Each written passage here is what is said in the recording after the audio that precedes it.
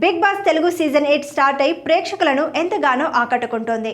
ఈసారి ఈ సీజన్ 7 జంటలతో గ్రాండ్గానే ప్రారంభమై ట్విస్ట్ల మీద ట్విస్ట్లతో నడుస్తోంది.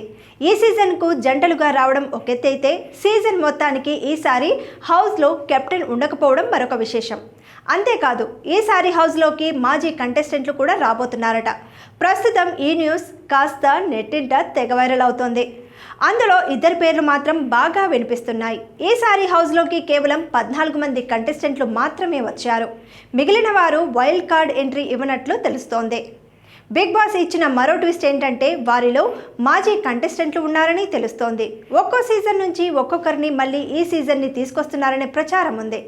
వీరిద్దరిలో ఇద్దరు పేర్లు మాత్రం తెగ ప్రచారంలో ఉన్నాయి. గత సీజన్లో రచ్చ చేసిన బుల్లితెర నటి శోభా శెట్టితో పాటు యాంకర్ రవిని మరోసారి హౌస్లోకి తీసుకున్నట్లు సమాచారం. అయితే ఈ విషయంపై త్వరలోనే క్లారిటీ రానుంది. వీరిద్దరితో పాటు వైల్డ్ కార్డ్ ద్వారా వచ్చే వారిలో బుల్లితెర నటి రీతూ చౌదరి పేరు కూడా వినిపిస్తోంది.